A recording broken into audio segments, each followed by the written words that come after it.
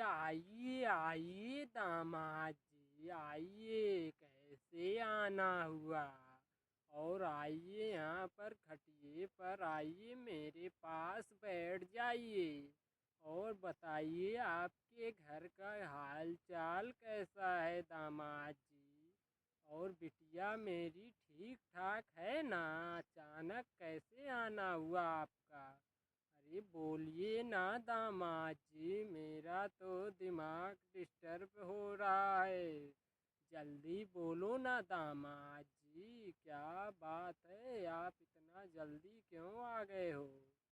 अरे पिताजी आप ही बताइए, मैं इस खटिए पे कैसे बैठ जाऊं? ये तो आपका खटिया कुछ अलग ही दुनिया का दिख रहा है। और एक घोड़ा इसका तो उठा ही हुआ है। और कहीं पिताजी हम इस खटिए पर बैठ गए और ये खटिया कहीं टूट गया तो मेरा तो राम नाम सत्य ही हो जाएगा पिताजी। आप इसीलिए मुझे बैठा रहे हो क्या इस खटिए पे? बताओ ना पापा जी, आखिर आप क्या चाहते हैं, आप बताइए ना। अगर जो मारना चाहते हैं तो हम नहीं बैठेंगे, हम तो नीचे ही बैठ जाएंगे, लेकिन इस खटिए पे नहीं बैठेंगे पिताजी, ठीक है ना? अरे अरे कैसी बातें कर रहे हो दामाद जी, आप नहीं जानते हो इस खटिए का रहस्य। इस खटियों को 7 पुश्तों से मेरे माँ बाप दादा दादी दादा के दादा परदादा सब इस्तेमाल करते चले आ रहे हैं। लेकिन 7 पुश्तों से अभी तक ये खटिया टूटी नहीं है। और आप बोल रहे हो दामाद जी कि मेरी खटिया टूट जाएगी? ये कभी नहीं टूटेगी। और मेरे 7 पीढ़ियों से इसे सब इस्तेमाल कर रहे हैं, लेकिन आज तक कभी टूटी नहीं मेरी खटिया। और आपने क्या बोल दिया कि मेरी खटिया टूट जाएगी? बोलो दामाद जी, ऐसा क्यों बोला आपने, बताओ। अरे अरे अगर जो ऐसी बात है पिताजी, तो मैं इस खटिए पे ज़रूर ज़रूर बैठना चाहूँगा और बैठूँगा। अगर आपने ऐसी बात पहले ही बोली होती तो मैं अब तक खटिए पर बैठ गया होता, यहाँ पर खड़े होकर के बात नहीं करते आपसे, ठीक है ना पिताजी? और तब किस बात का डर है कि टूट जाएगा खटिया? यहाँ पर तो 7 पुश्तों से सब बैठते चले आ रहे हैं, तो मेरे बैठने से क्यों टूट जाएगा ये खटिया? मैं तो बैठूंगा जरूर पिताजी। अरे अरे दामाद जी, आप खटिया को मारो गोली और चुपचाप उठ कर के खटिए पर बैठ जाओ। और बताओ, आप अकेले ही क्यों चले आए? बिटिया को क्यों नहीं लेकर आए? बताइए दामाद जी। आपका जब मन करता है मुंह उठाकर अकेले चले आते हो, खटिया पे बैठने के लिए भी सोच रहे हो, और मेरी बिटिया को लाने के लिए बोलते हैं तो लाते क्यों नहीं हो, बताओ। अरे अरे मम्मी, आप नहीं जानती हो, आपके इस निकम्मे दामाद को पैसे की कमी पड़ गई होगी, इसीलिए आया है निकम्मा दामाद आपका। और नहीं तो कभी मुंह भी दिखाने नहीं आता है, जब पैसे की ज़रूरत पड़ती है तभी यहाँ पर आता है आपका निकम्मा दामाद, ठीक है ना मम्मी? ठीक है, इसीलिए आया होगा आपका ये निकम्मा दामाद। पूछ लो, पैसे चाहिए ना इसे, हमें पता है ये पैसे के लिए ही आया है। देखो देखो साले साहब, आपने नहीं जानते हो तुम। बताओ, मैं इस घर का दामाद हूँ और तुम मुझसे ऐसे ही बात कर रहे हो? बताओ, तुम्हें शर्म नहीं आती है? मुझे निकम्मा और भिखारी बोल रहे हो तुम? इतना तो सोचो, मैं इस घर का दामाद हूँ और मुझे निकम्मा और चोर और भिखारी बोल रहे हो तुम? बताओ, तुम्हें इतना भी संस्कार नहीं है? अपने घर के दामाद से कैसे बात किया जाता है?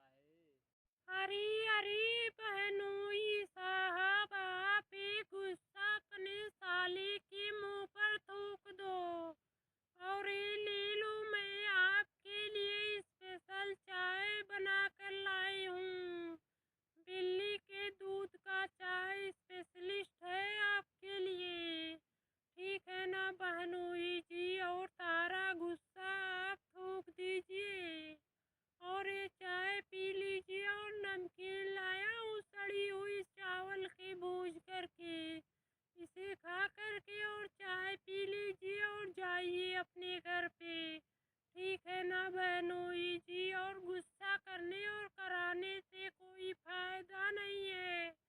ठीक है ना बहनोई जी?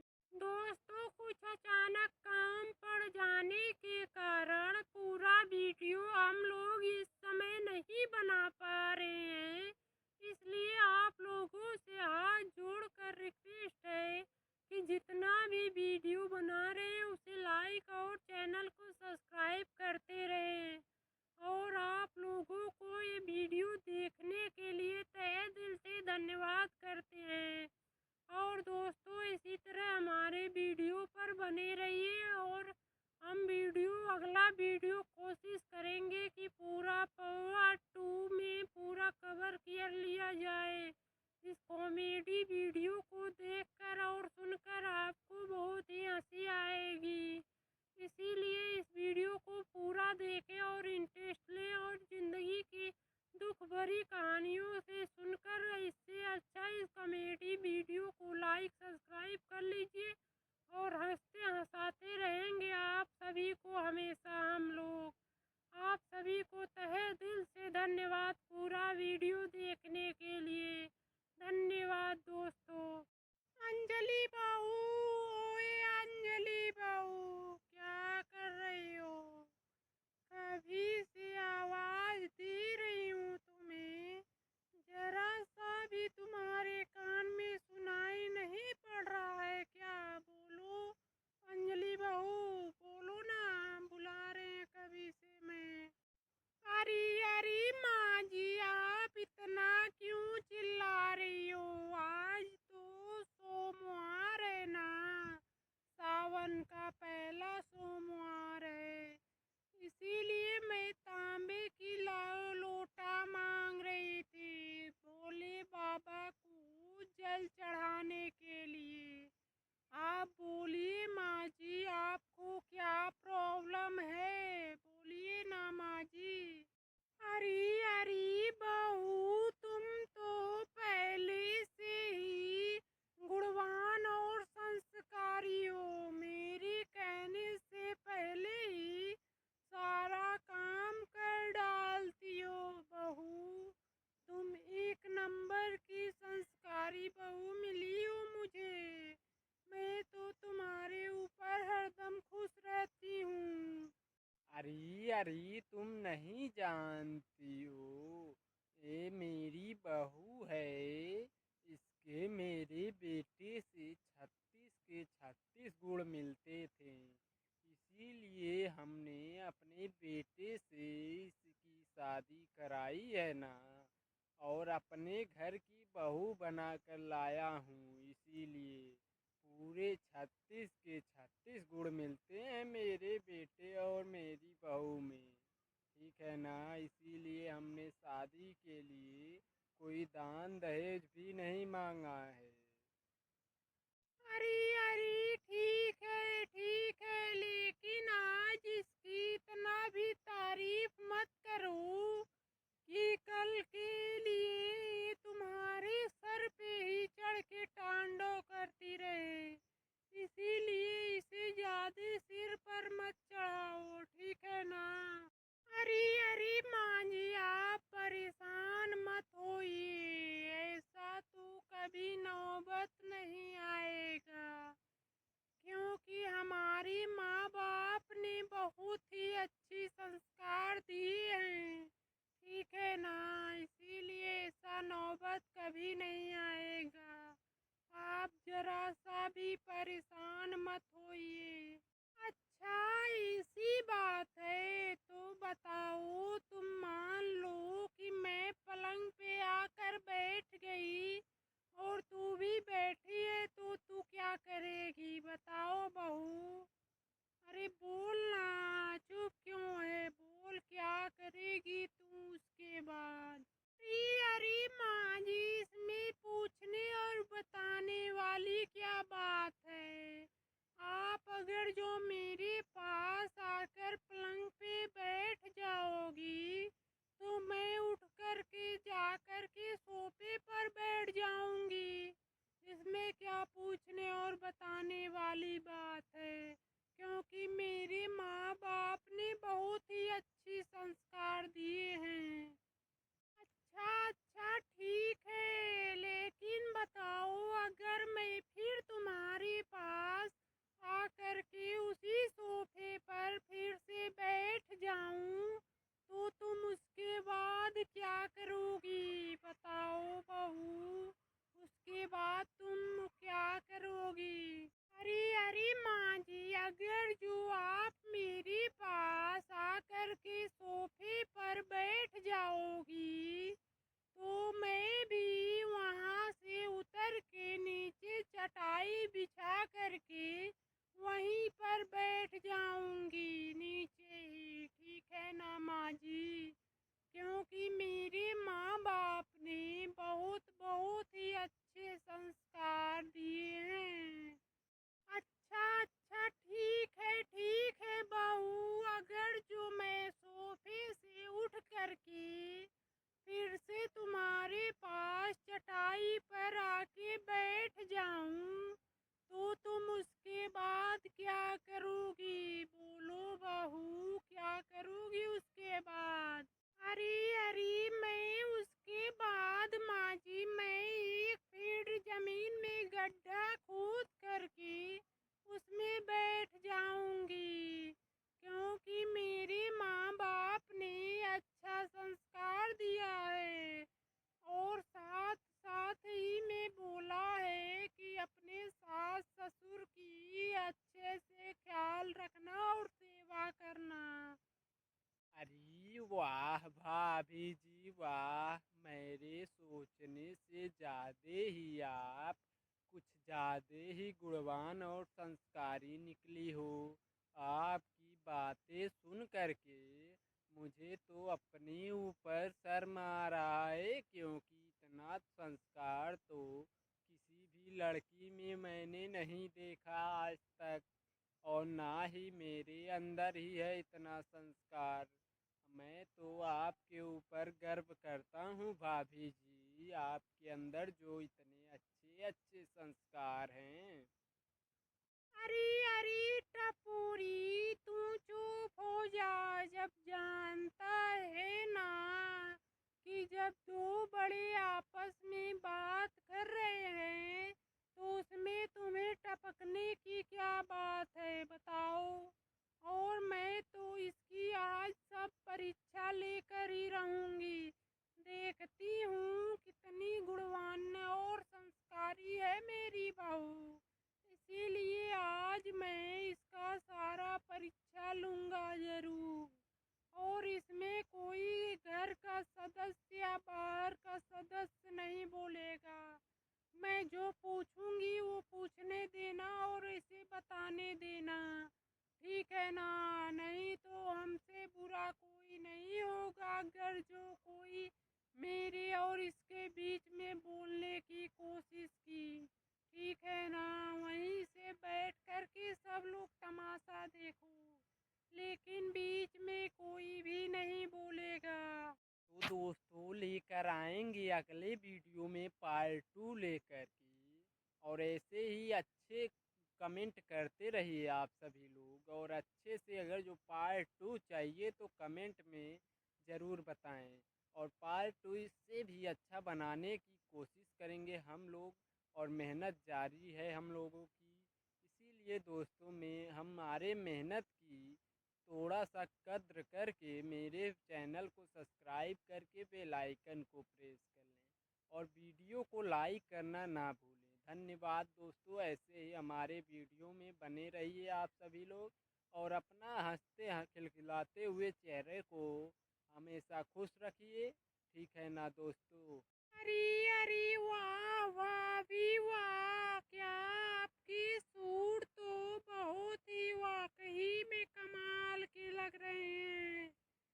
और आप बताइए कहाँ से इसे चोरी करके लाई हो?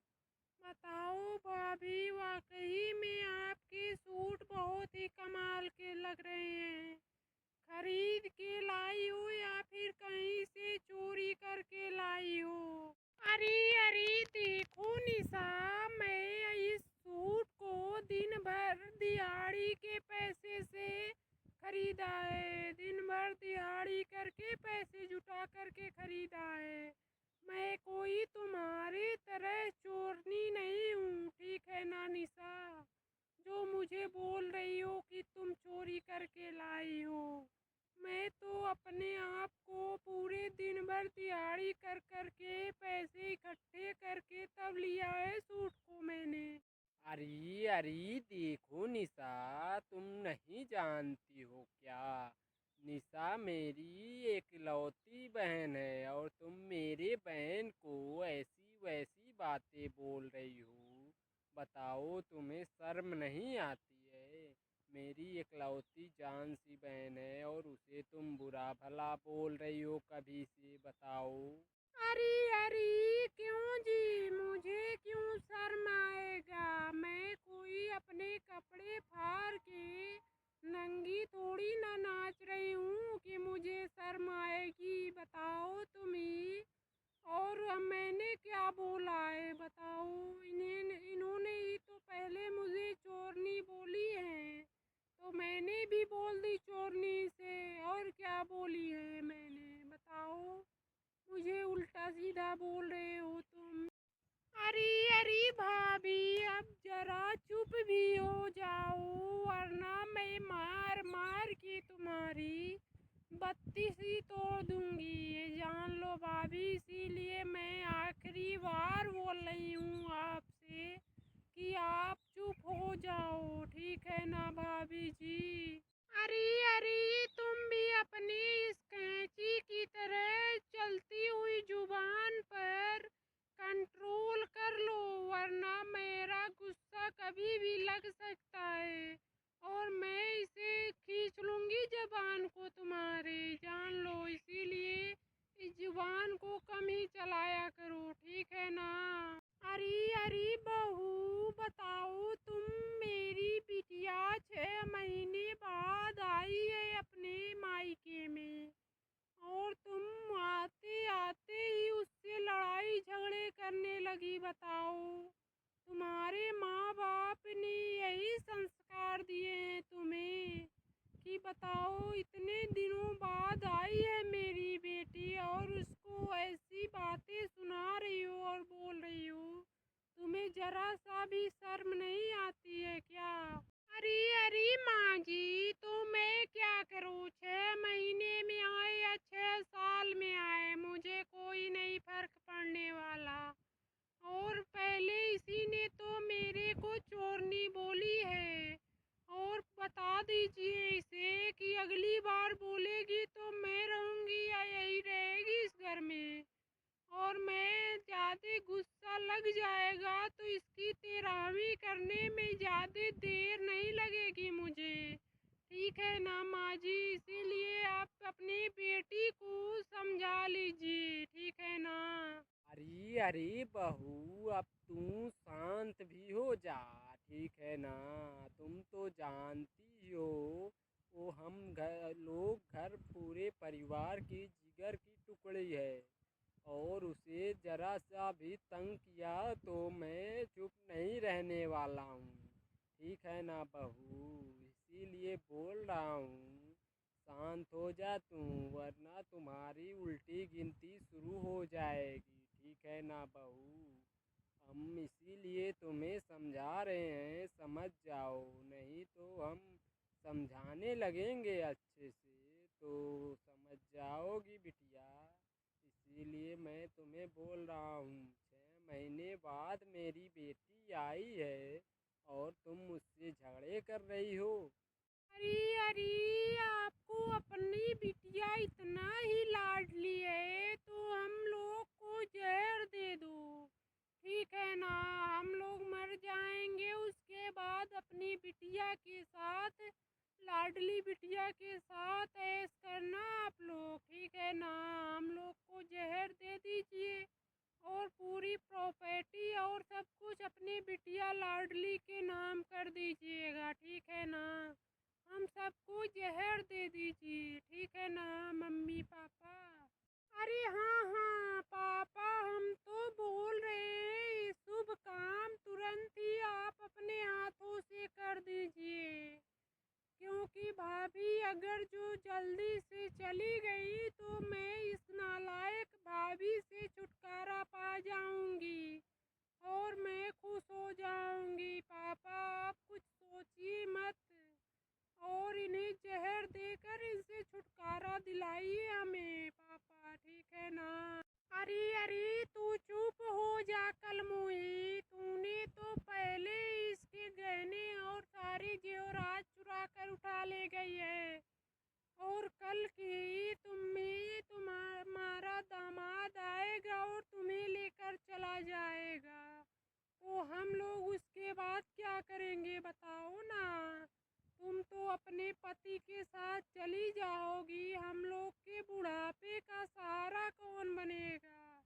यही बहू ही बनेगी ना। तुम्हारे कहने के हिसाब से करेंगे तो हम लोग मर जाएंगे खाने के बिना। ठीक है ना, तू नालायक, तुम्हारी बात हम नहीं सुनेंगे, तू चुपचाप बैठी रह जहाँ पर है। अरे अरे मम्मी, आप कहना क्या चाहती हो? आप नहीं जानती हो जितना हक इस जमीन जायदाद पर आपका भैया का हक है उतना ही मेरा भी है। और मुझे गुस्सा आ गया अगर जो, तो मैं अभी अभी जाकर कोर्ट में खड़ी हो जाऊंगी और मैं पूरे आधा आधा करवा दूंगी आपके पूरे जमीन जायदाद में। ठीक है ना मम्मी, इसीलिए मुझसे ज़बरदस्ती बात मत कीजिएगा। ठीक है ना।